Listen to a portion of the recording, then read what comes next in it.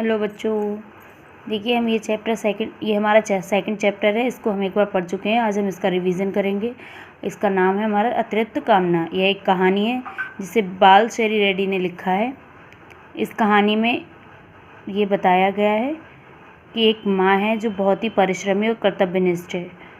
ठीक है, वह अपने बेटे को क्या बनाना चाहती है? सचित्र और एक उच्च अधिकारी बनाना चाहती है, लेकिन उसे अपने बेटे की काली करतूतों के कारण उसकी जो इच्छा होती है वो कैसी रह जाती है? अतृप्त, अधूरी रह जाती है। इसलिए इस चैप्टर का नाम क्या पड़ा है? अतृप्त कामना। ओके, तो मैं आपको इस कहानी के संक्षिप्त में बताती हूँ कि इस कहानी के अंदर क्या है। ठीक है, देखिए एक कहानी है जिसमें इस माँ का माँ यानी कि जो लेडीज़ दिखा है उसका नाम है जोगलांबा, जो डेली काम करने जाती है। ठीक है, खेतों में काम करती है। और जो मालिक है उसका नाम है रघुराम। ठीक है, पटेल रघुराम पूरा नाम है उनका। ठीक है, एक दिन वो काम करने जाती है और खेतों में। ठीक है, तो जो उसकी मालकिन होती है वो अपनी नातिन की खोज में खेत गई हुई होती है और उसकी दृष्टि जो है वो जोगलांबा पे पड़ जाती है।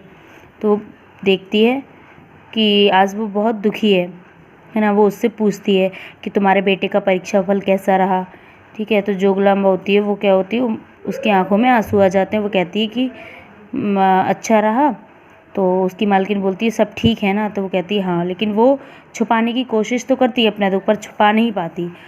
तो जो मालकिन होती है वो उसे अपने घर ले जाती है। देखिए सेकंड हमारा पेज है, उस पर दिया हुआ है, ध्यान से। ठीक है, तो वो जो घर ले जाती है उसको और फिर पूछती है।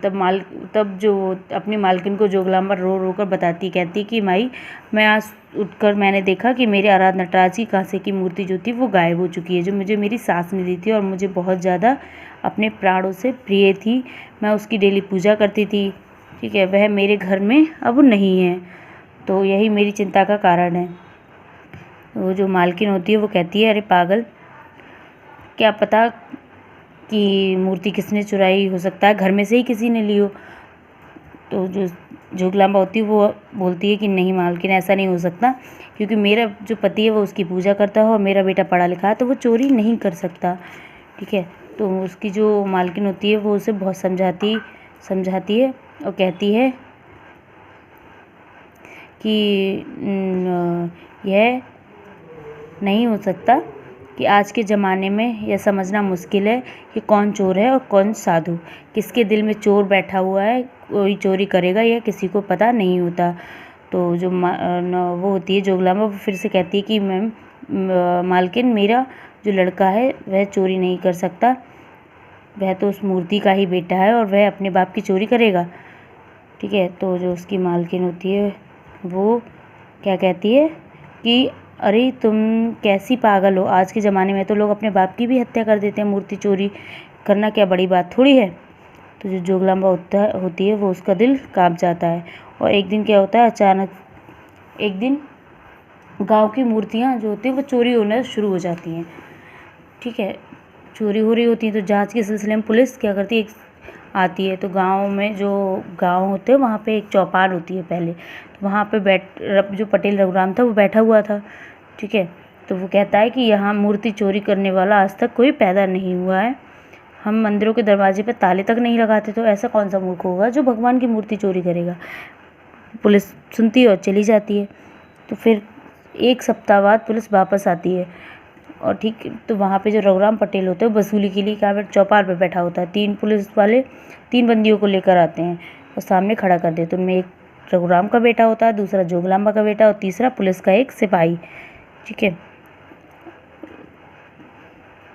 उन तीनों में क्या होती है, उन तीनों ने मिलकर पिछली रात को गांव की ही मूर्तियां चुराई थी और एक ट्रक में ले जाते हुए पकड़े गए थे। ठीक है, तो जो रघुराम होता है वो देखता है और बहुत ज़्यादा उसे दुख होता है। ठीक है, बहुत दुख होता है। तो वो इंस्पेक्टर से कहता है कि हे इंस्पेक्टर, हम धर्मद्रोहियों को किसी भी हालत में क्षमा नहीं करेंगे। अब मैं इस गांव में सर उठाकर भी नहीं चल सकता। इस कलंक को धोने का एक ही उपाय है कि मेरे बेटे को कड़े से कड़ा दंड दिया जाए। इंस्पेक्टर उन बंदियों को लेकर क्या करता है, चला जाता है। फिर रघुराम जो होता है वो दुखी मन से अपने घर लौट के आ जाता है, और जो जोगलम्बा होती है उसे पहले ही पता चल चुका होता है इन सब बातों का। तो वह मालिक के घर पे ही उनका क्या कर रही होती है, इंतज़ार कर रही होती है, प्रतीक्षा कर रही होती है। ठीक है, जब मालिक आता है तो मालिक अपने मुँह से जोगलम्बा को सारी बातें बताता है। जोगलम्बा जब ये सब बातें सुनती है तो कहती है कि मालिक, मैं ऐसे बेटे का तो चेहरा भी नहीं देखना चाहती हूँ।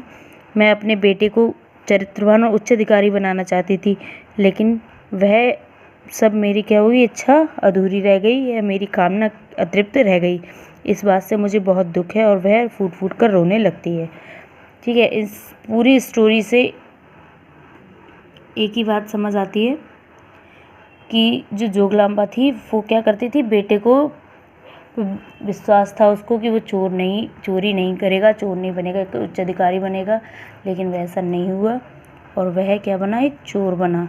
इससे उसकी जो भावना थी, उसकी इच्छा थी, उसकी कामना थी, वो कैसी रह गई, अधूरी रह गई। इसलिए इस चैप्टर का नाम रख गया अतृप्त कामना। ओके।